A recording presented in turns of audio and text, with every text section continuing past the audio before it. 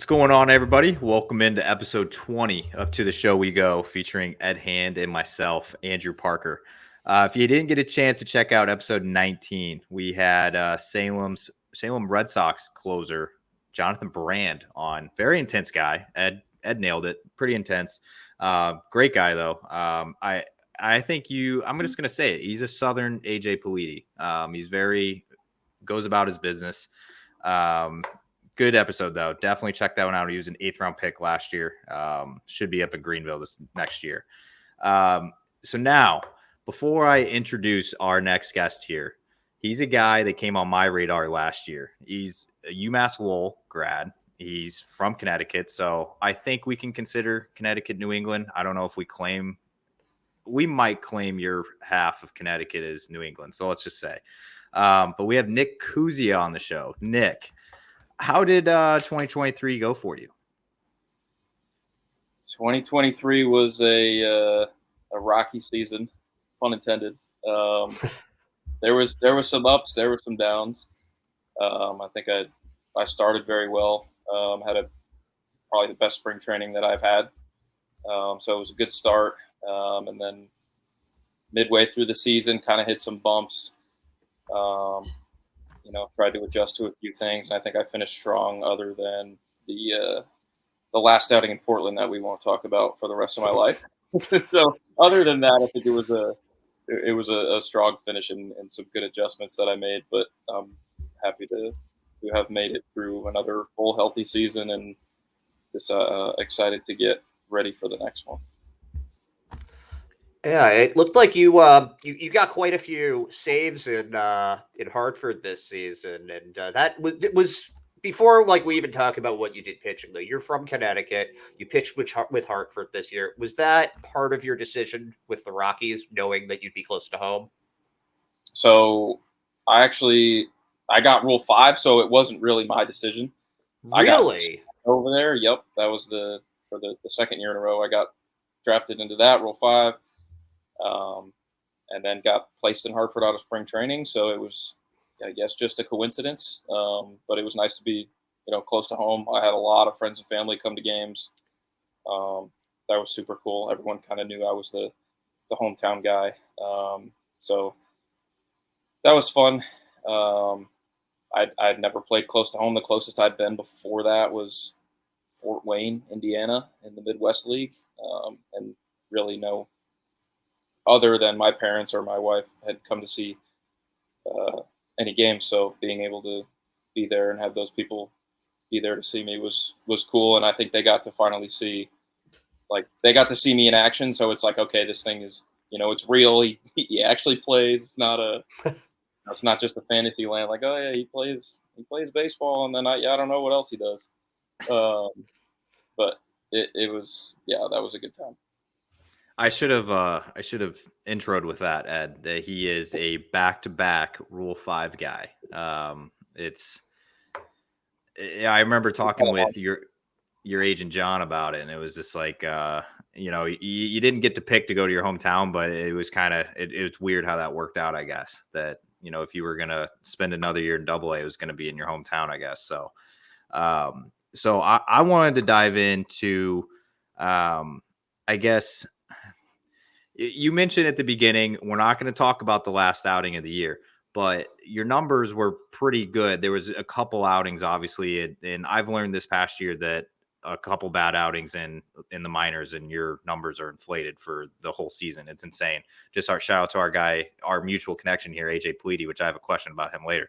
But what was it like, I guess, just going through the season and you're in a new org, you're close to home, but you're trying to obviously earn that next promotion. What was the mindset, I guess, just trying to settle in and get going?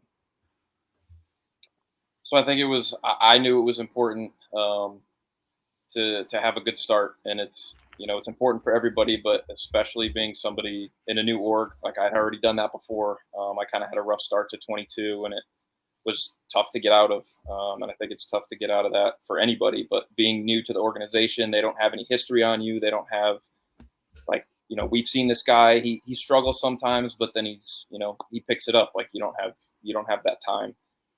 So I think going into the season, I know I wanted to have a strong start.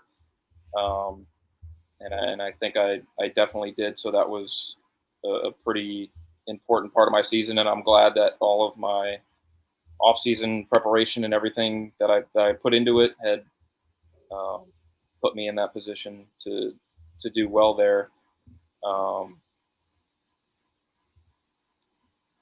I totally forgot what your question was.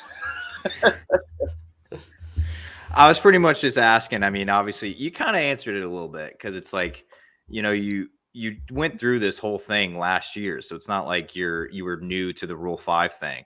So I guess it was just like, were you able to clear your mind and just get into the season and get in the groove, even though you had I guess distractions per se, because you were close to home, so you had friends, family in the area, and I guess like, was it hard to just settle in after everything, the Rule 5 and just being close to home? I think it was easier being close to home. Just having that support system closer to you makes it a little bit easier. I mean, I've done this for I don't know how many years being away from home and doing everything, so I know what to expect when coming into it. So it's kind of just a bonus, being close to home and having those people there. But once you go to spring training, you meet all the guys, you know who you're going to be with, you break your team, you get your roommates or whoever your road roommates and who your locker mate is for the year, for the time being, because there's a lot of switches. So it's pretty easy to settle in once everyone's got to get comfortable with where they are. And I think sometimes guys may have come to me, just me knowing the area, because I grew up like 45 minutes from there. So guys were asking like, what's the best pizza place? What's, where to go, where not to go? Is there anything to do around here? Where can I go that's, within Uber distance? So I kind of, help some guys out on that if they came to me. But those guys are all in the same situation that I am. I'm just a little closer to home, but we're still playing on the same field and everything. So there's no stress with that. You're just settling in like any other team. What would you tell them though? Like, what's fun to do in Connecticut? Because I grew up in Boston or around Boston, spent a lot of time driving through Connecticut, but I haven't spent a lot of time in Connecticut proper. So, like, what is your if someone's going to Connecticut, someone's going to Hartford for a weekend? What are you telling them to do? I don't really think anyone's going to Hartford for a weekend. That's probably not happening. Most people do just drive through. It's called the drive-through state, or at least that's what people around here call it. But up here, I would say the pizza and the ice cream are very good. The pizza is like all the options of a bad pizza place is still very good pizza. Like I think that's what lacks when I go out to a place like Arizona or down to Florida. It's not the same. It's just not the same. They don't have the farms with the cows and they're squeezing the udders to get the ice cream. It's whatever Breyers or whatever store bought.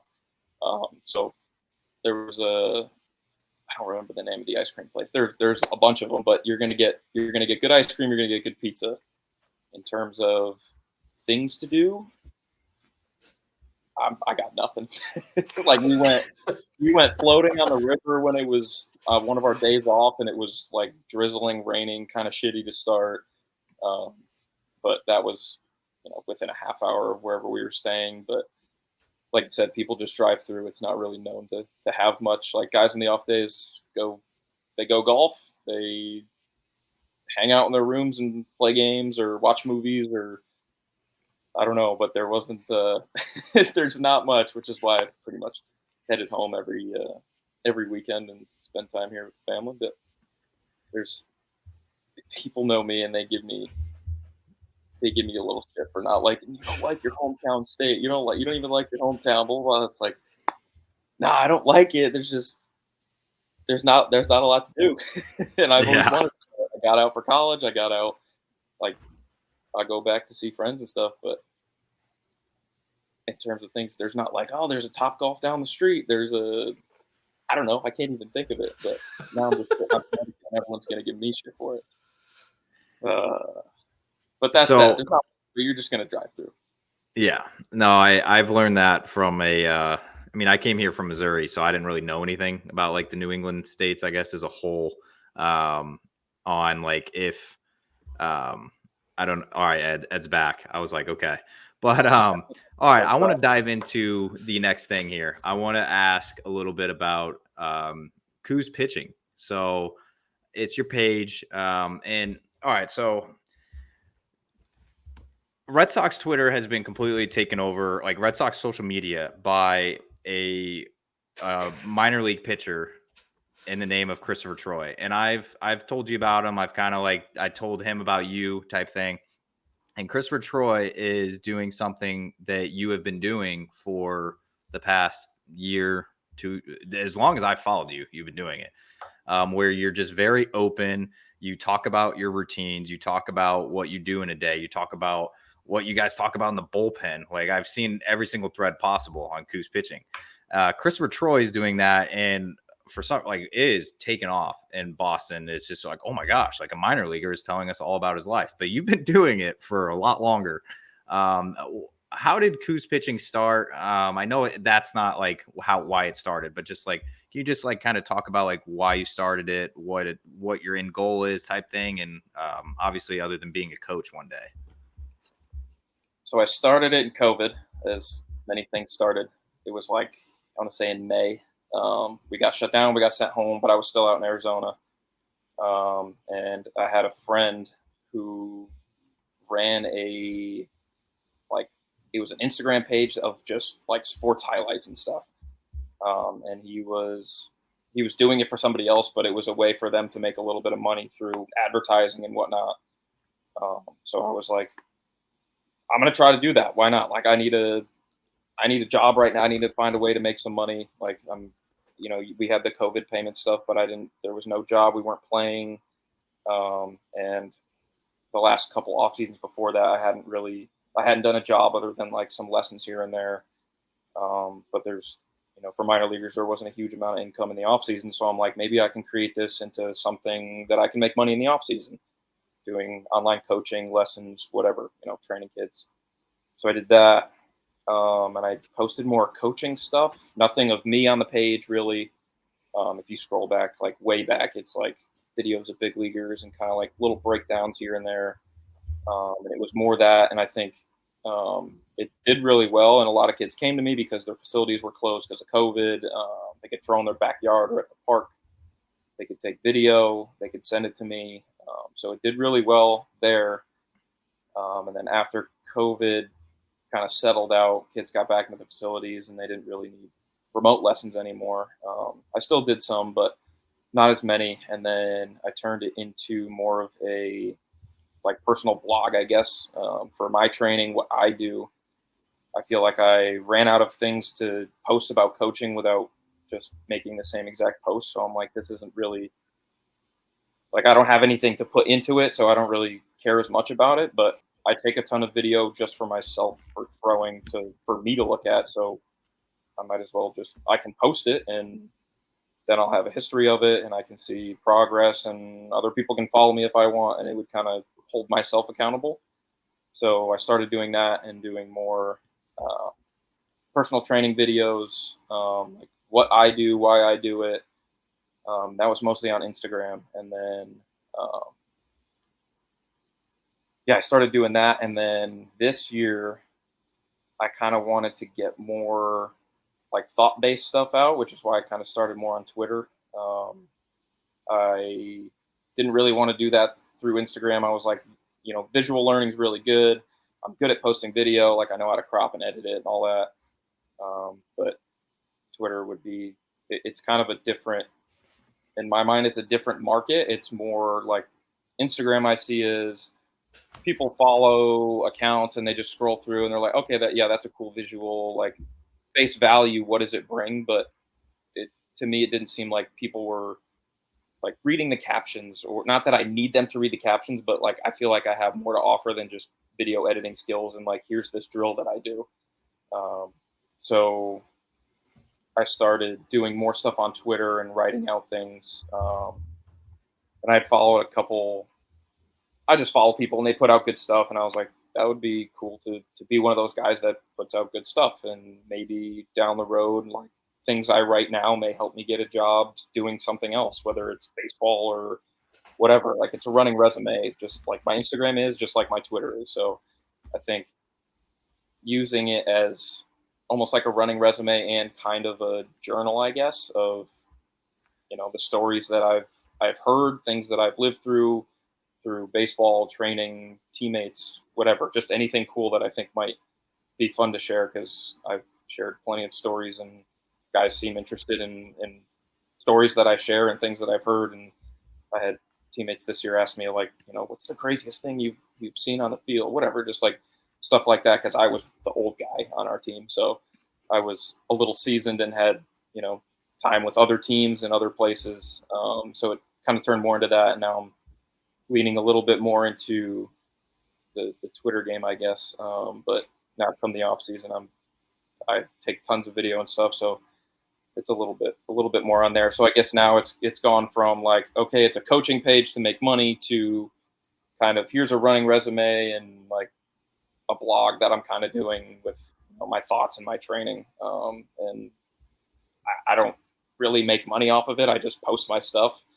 So it wasn't really what it was meant to be for, but I think this way it's more genuine, and like I actually care about the things I say or the stuff that I post, and not have it be kind of just black and white and dull and just like, all right, I'm trying to do this for the money now.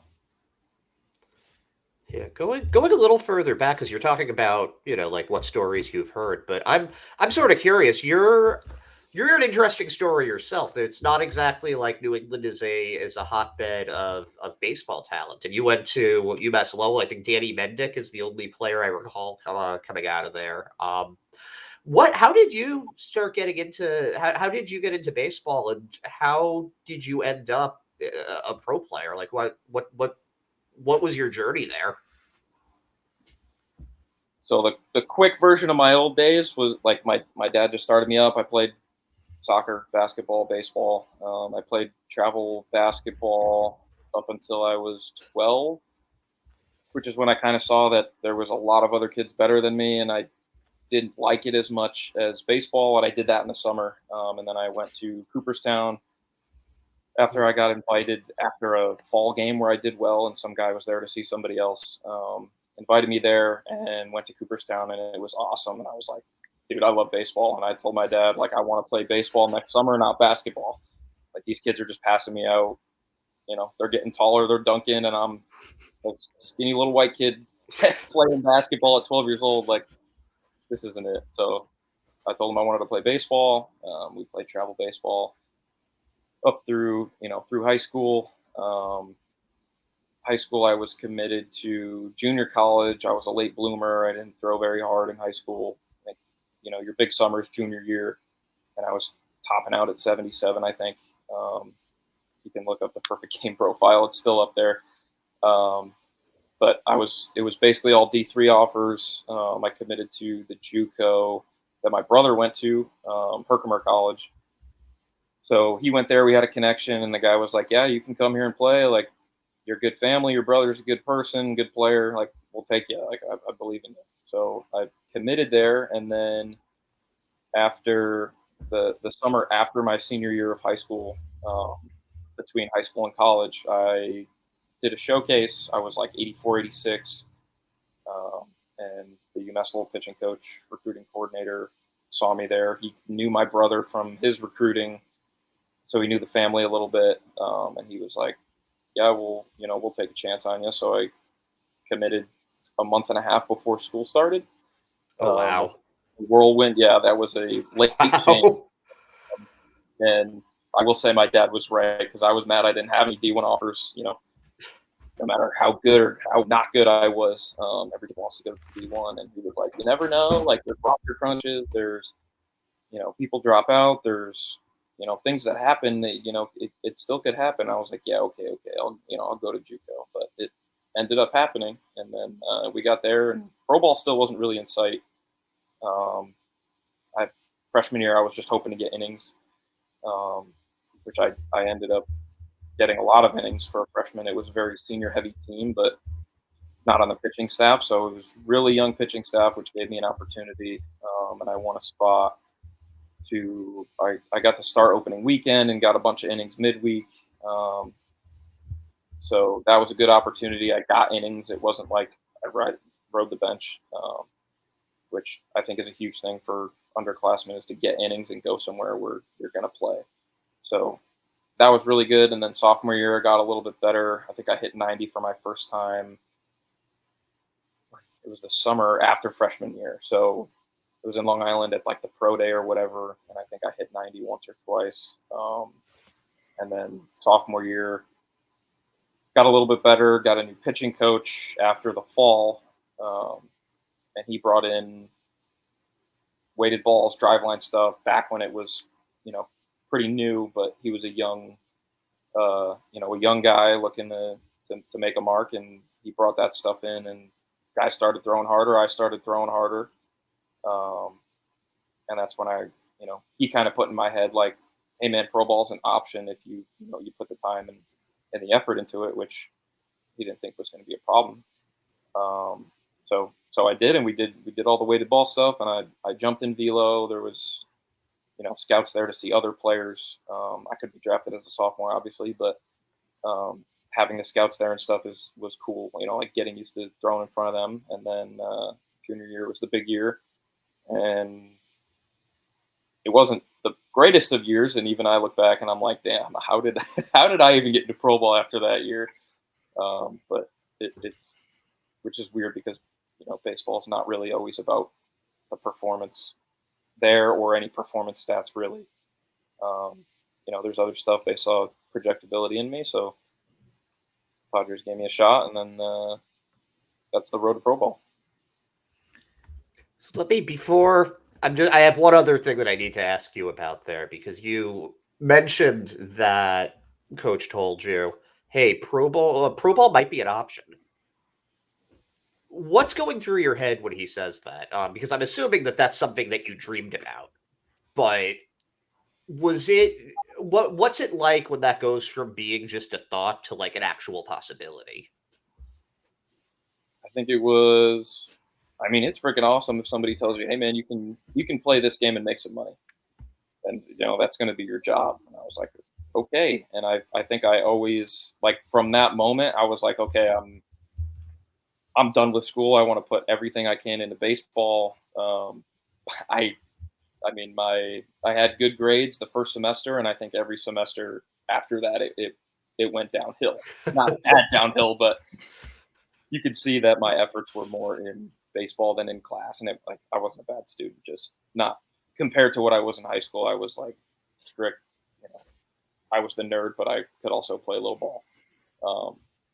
So being able to focus on that, and like all I wanted to do was put everything I could into baseball. And after that, it was like, get me out of college, get me out of these classes, get me out of this, like everything.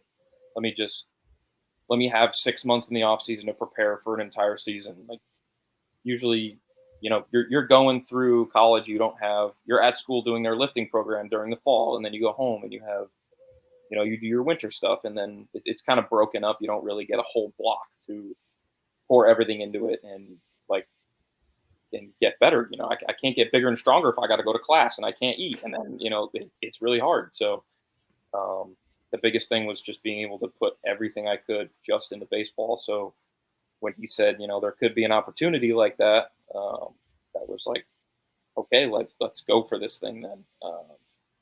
And I think that's when I just started putting everything I could into baseball, and basically just, I got to do school just to get through it. Like I got to do it to do it. And I think I treated myself as a pro before I got there. And that was a big thing. Like I acted like somebody that I wanted to be, not, okay, I have to be a college student and do baseball and hopefully something will happen down the road. It was like, no, I have to put everything into baseball if that's what I want to do, and I have to act like a professional before I get there. And then when you get to pro ball, they tell you, if you want to be a big leaguer, you have to act like one now. You have to go about your business now. You have to take care of your off-season work, take care of your in-season work, treatment, nutrition, everything. Like you have to act like a big leaguer before you get there, so that it's not a shock when you get there. And I think like nobody told me to do that. I guess instinctively did that. And I think it worked out for me in that sense that I was happy to get into pro ball and be able to like pour everything I could into it. And I think some other guys maybe get a little intimidated that they have so much free time or so much like they're competing with other guys who also have. So acting like that before I got there was a huge step, and it was an easy transition after that. I'm going to go off the field for this next question. And I've asked a couple guys in the Red Sox system this question because they played in Lowell at one point when the spinners were a thing back in the day. Is there any, do you have any, I guess, crazy / like horror stories from Lowell?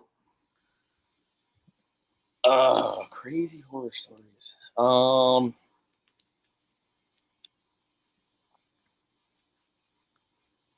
Wow. Yeah, I'm old. It's been a little while.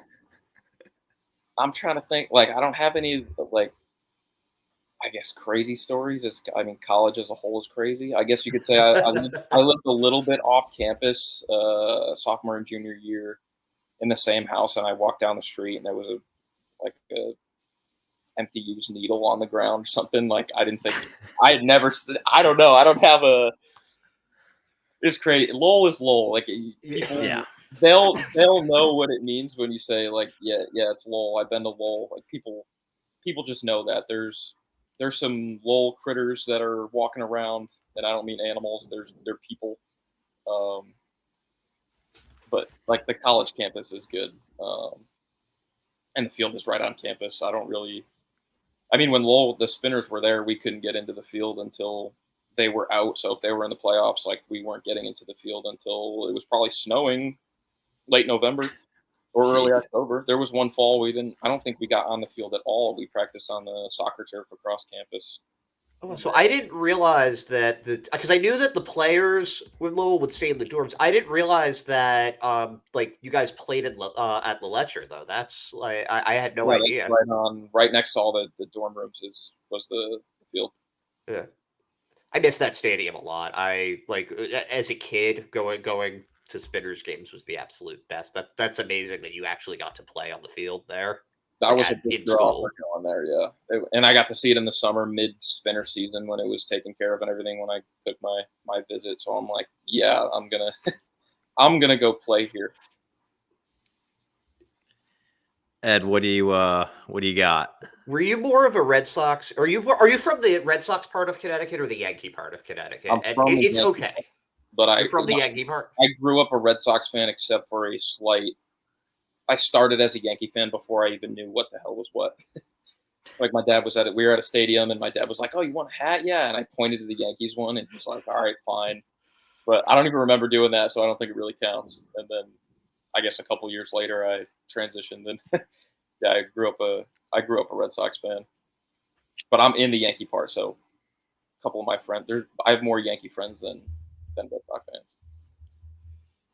I want to ask because I mentioned this earlier in the episode, and we have a mutual connection, Mr. AJ Politi, which, by the way, after spending an entire season with the guy, I was terrified of him on media day and opening day in Worcester, and I don't know why, because he just went about his business, and he was just very under the radar, very quiet. He's so soft spoken. Yeah, and I don't know why. He was just very intimidating, and I'm like, I don't know if I want to like put a phone in his face and like record him. Like, I don't know if that's the guy I want to do it, because I just didn't know like if he was gonna like be like, why are you doing this type thing? But he ended up being an amazing guy. But we both agreed on something on you, that you hands down are going to, if you want to be, you will be a coach one day. Is that something that you see yourself in the future, just being a coach? I've thought about it. Obviously, I'm gonna finish my playing career as long as I can. But if it ended tomorrow, or if it ended 10 years later, like there's something else to do after that. And I'd be lying if I said I wasn't thinking about what it would be like being a coach or working in a front office or college, professional. Probably not high school. I think coaching is like just a natural path for players after they're done. My brother's in the similar path right now. So I guess, yeah, I could be a coach, but then like I get home for the off season, I have lessons, and like I'm coaching high school kids or 10-year-olds or whoever's signing up for lessons or whatever. Um, and I'm like, okay, I kind of like coaching, but I really love playing. Like there's nothing that matches that. So I don't know how much thought I could put into that. I don't know how much thought I can put into it right now, knowing that I'm still playing. But I just meant like post playing career. oh yeah, I Like, know. But trust me, yeah. I've thought about this a lot. And like, Oh, okay. is coaching really it? Like, or like for me, it would be like, would I be that salty coach that's like, dude, I wish I was still playing, or like, I was so much better. No, I don't think I would say that, but like the game is so much, it's changed so much, or just be that salty coach that kind of wishes he was still playing, or I don't know how to put it into words, but I just think I don't like when I do lessons at home. I don't love it as much as when I play. So I feel like I want to do something that I'm in love with doing, and right now that's playing. And maybe after I'm done playing, that will be coaching, and it will be like, dude, I want to help. I want to help kids. I want to help 10-year-olds. I want to help college kids. I want to help, guys in pro ball. But I don't know. I don't know if I'm going to. And I think there's. Then I also think like, do I really want to get a desk job? Do I want to like wake up and do my hair and wear a suit and go to some office that I hate? Like, or maybe I like the office and like the people. I don't know. Like, where do I go? What am I going to do after baseball? I don't know. I could coach. I could just go get a regular job. I could try to start a business. I have no idea.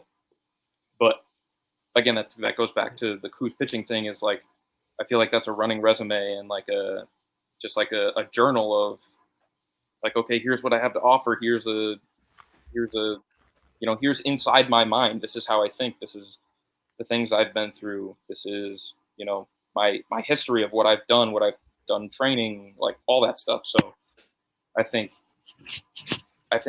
coaching is definitely in the books. But I would definitely want to be fully invested in that. Maybe that's why I don't like lessons and coaching right now, because what I really want to do is be coaching myself or, working out myself. But if that was done, then maybe I would be able to pour everything into that. Like, just like in college, like I didn't stop going to class, but I put all of my thought, and like I was in class thinking about baseball, researching baseball, like doing all that stuff. So maybe that mindset will change. And I think that's something that I would look forward to, is hoping that mindset would change with something else. You know what's cool though is that right now you don't have to change that mindset. You've got an off season going on right now, and hopefully you're coming back in 2024 better than ever. I do have a baseball question for you though, because people talk a lot about that closer mentality and being able to go into the ninth inning and not get rattled. Do you and you've had 10 saves last year. You've had plenty of time closing out games. Is your mentality in the ninth inning in a one-run game that different from your mentality in like the seventh inning in a one-run game? And how, if it is, how so? I think, and this could be a fault of mine, and why maybe I perform better in ninth inning situations than others, which I again have thought about. But when you're in the ninth inning of a one-run game or a tie game, like there's no not that you would want the offense to pick you up, because if you give up runs, those are your runs, that's your performance. But it is more intense. Like the fans are in it more. The players want it just a little bit more, both sides. So there is a little bit different mentality, and I think so. I started off closing this year for my team in AA, and then I had a couple rough outings. Another guy took over, and then throughout the rest of the year, I was kind of on and off as the closer, kind of depending who the hot hand was, what guys we had. We traded for a couple guys, had some guys sent down or moved up or whatever. So early on, it was just me, and then it had kind of bumped up and down, and you can kind of see like guys would do really well in the 5th, 6th, 7th inning, and then they're on a hot streak, and then maybe they get an opportunity in the 9th inning, and their first opportunity they don't do well, they blow the save or give up a run and whatever, and you can see the pressure kind of get to them, and it's gotten to everybody before. Like, I'm not knocking anyone else, but there is a little bit different mentality of going in there in the 9th inning. But I think the guys that are really good are the ones that can bring that mentality into the 7th inning. Like, if you've gotten a save, if you've been in that mentality before, you've been pretty much at the highest intensity. So if you can bring that intensity to the 8th inning or the 7th inning or the 6th inning, like whenever you're in, it could be the 2nd inning and you're the long relief guy. Like, you need to treat innings 2, 3, and 4 like it's the 9th inning each time. Not your game plan is going to change based on the situation and all that stuff, but the same mentality is needed. And I think some guys who haven't closed out a game or haven't been in a tight game in the 9th inning, that's a little bit higher, so it might get to them. But if you've been in that situation and then you can raise every other situation into that level of intensity, then you can have a little bit more success. And I think that's what my pitching coach in college had talked to me about in pro ball.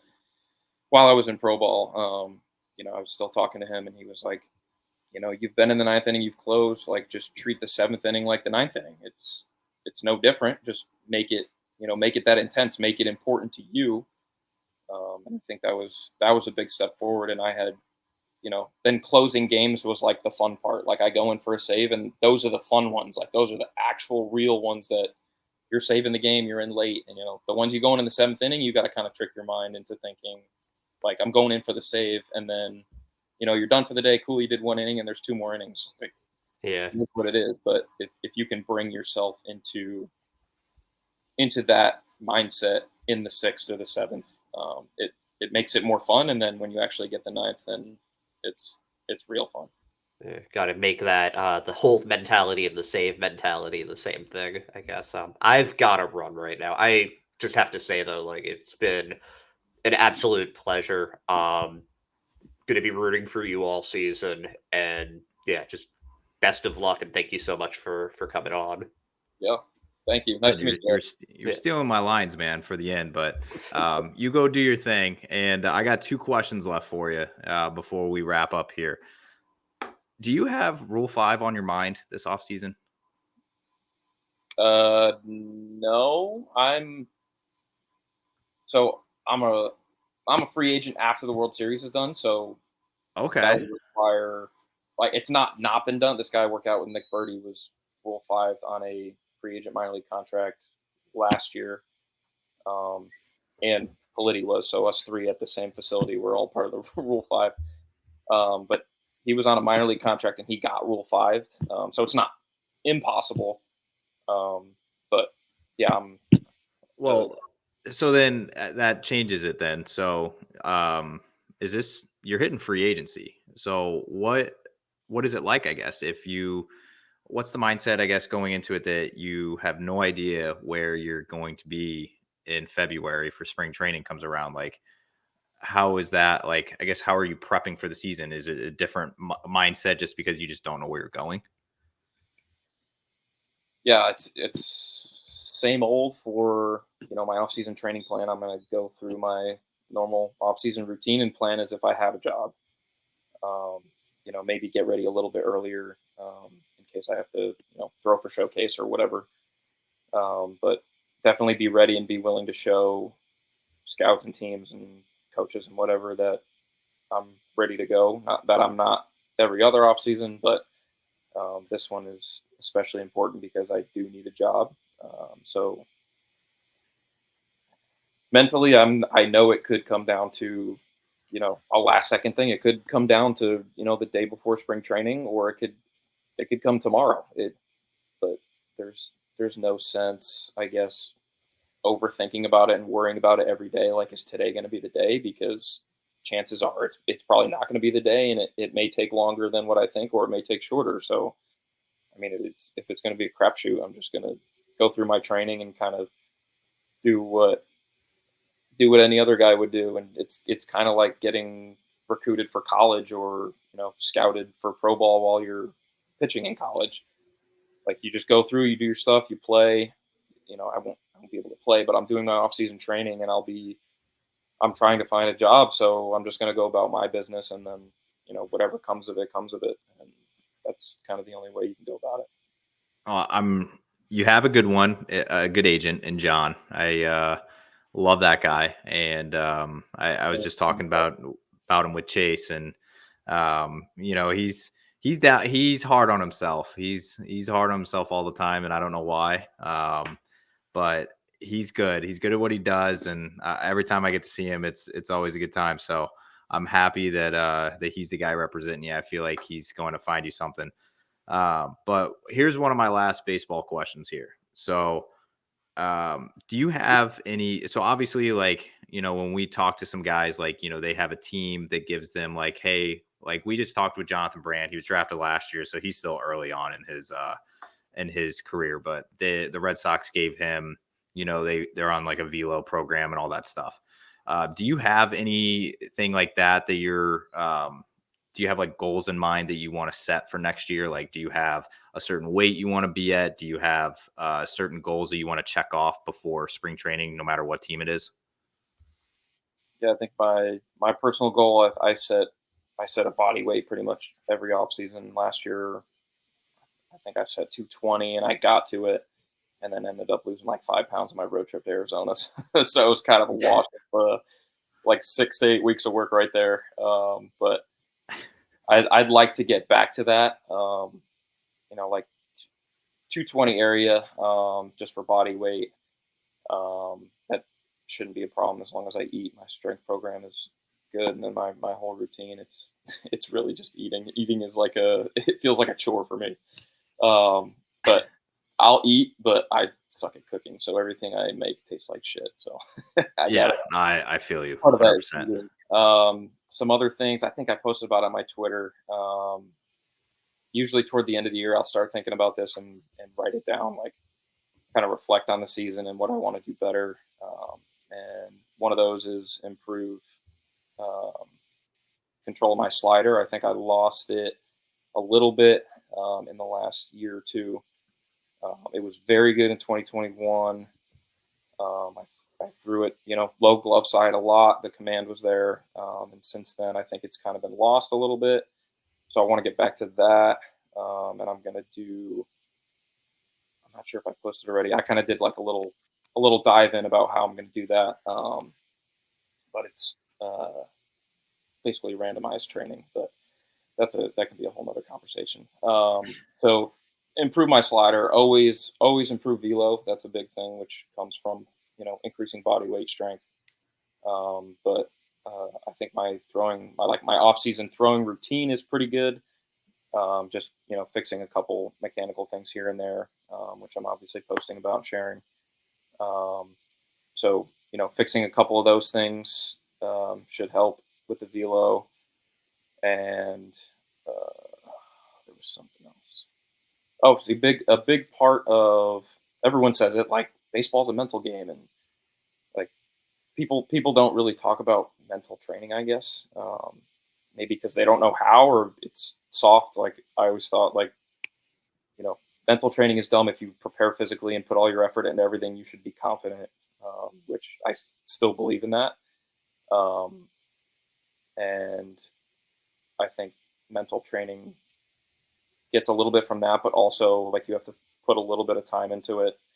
I'm not saying I'm a master at it at all. I've never done any, like, focused on it at all. Like, yeah, how are you going to get your mentality better? I don't know. I'm trying something, but I don't know if anybody knows. But basically, before every workout, I do like whatever 3 to 5 minutes of breathing, and I'm trying that out. I don't know if it's going to work, but if I do it every single day, and then I get out on the mound and it's June 21st and I'm in the game, and I do something breathing that, lowers my heart rate or helps me get through a batter or something, then I'd say it's worth it.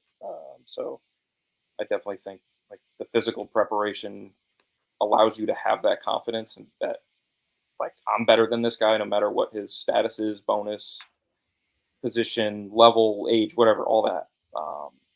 And that plays a huge part into how you're going to attack hitters. And that's going to be one side that I'm looking to improve is a little bit of the mental side and more of a longer term confidence thing and something to fall back on in game. If, I threw 6 balls in a row, like, how am I going to get out of this? I'm not going to think, oh, I just need to take a deep breath and then it'll work. Like, that's not, but I think that's what people think when they're like, oh, you do your breathing work and it'll help you.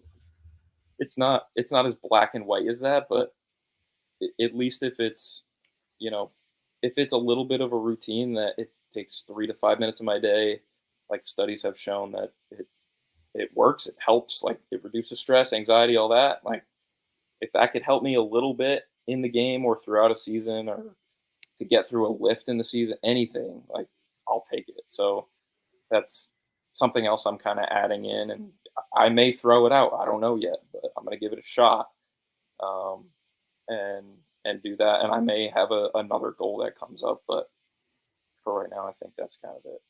I think you forgot plyo drills. I'm hoping. I thought you were going to throw that in there as well. I've seen a ton of tweets about it. I said that right, correct? Yeah, plyo drill. They're just okay. plyo balls. Yeah. Okay. Yeah, that's just part of my warm up or my throwing like drill stuff that I do. It is cool that your town added a wall for you, your own wall there. That was a good one. Handball wall. I don't know what kind of wall it is, but it's turfed up. It's for soccer back in the day.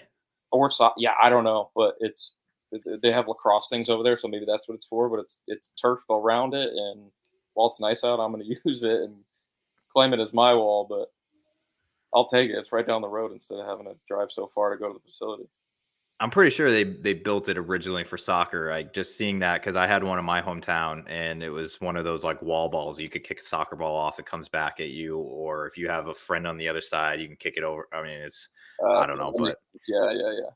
We'll take it though. All right, I got one last question for you because I forgot to ask you this earlier, and it's been a hot topic on this podcast. I've asked every single person we've had on here, and I've asked a lot of food questions too, but this one's been the most I don't know, it's been the most debated just because I've interviewed guys from all over the country at this point. But let's see, you're a Northeastern guy, so I don't know, like you're born up here, you played up here this past year. I mean, I know you've played other places, so let's just see what you say. I need your go-to fried chicken fast food place. Chick-fil-A. And why? Or actually, here's my follow-up question. Do you get Chick-fil-A sauce? Yes. I have it in my refrigerator downstairs. You know this guy, so I'm going to tell you.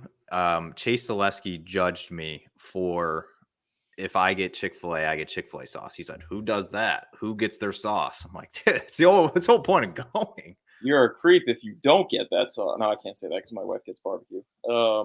Yeah, he gets, I forgot which one he got. Hands down. I started with honey mustard. I will say that my first sandwich ever, I got plain, and then next one I got honey mustard. But then once I got Chick-fil-A, I didn't really need anything else. And I'm a signature member, so maybe it's a little biased, but we have a Raising Cane's actually coming close to home here. I would say but I don't know if you can compare those because it's like, okay, that's chicken fingers. That's more of like Raising Cane's or Zaxby's than Chick-fil-A. Like Chick-fil-A is worlds above Popeyes. I don't care what anybody says.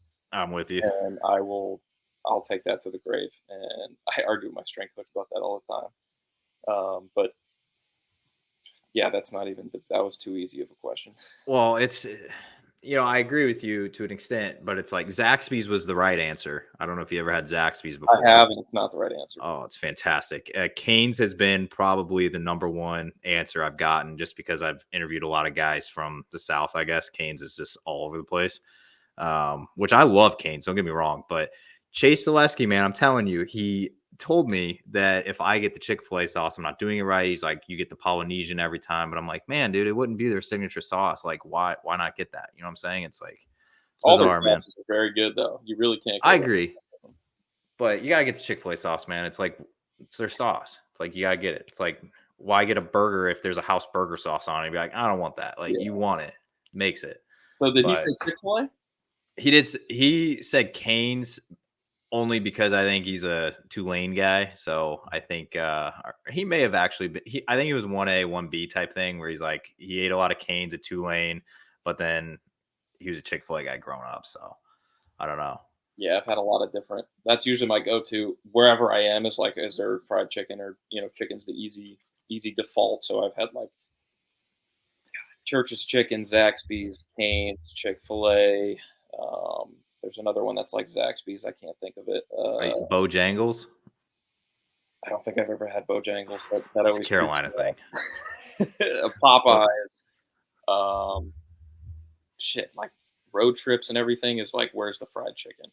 I'm with you, I've had man. plenty of them, and I've had like off-brand ones too. And I'm Chick-fil-A through and through. I think everybody knows that. Like, it's in my bio on my social media. I think it's a pretty easy. Yeah, it just says like Chick-fil-A signature member, which I'm about to lose this year because I didn't spend enough. But I'll be back to red member. Not that the perks are great, but I just had like 8,000 points banked a couple weeks ago. I guess I shouldn't have asked you that question. I didn't realize that you were so deep into that. I did just put in my bio, by the way, I'm a couple days ago, that Zaxby's is the premier chicken place because I'm tired of the hate on it. But you've never had it. Better though. I've had Zaxby's, and Cane's is better, and it's the same family.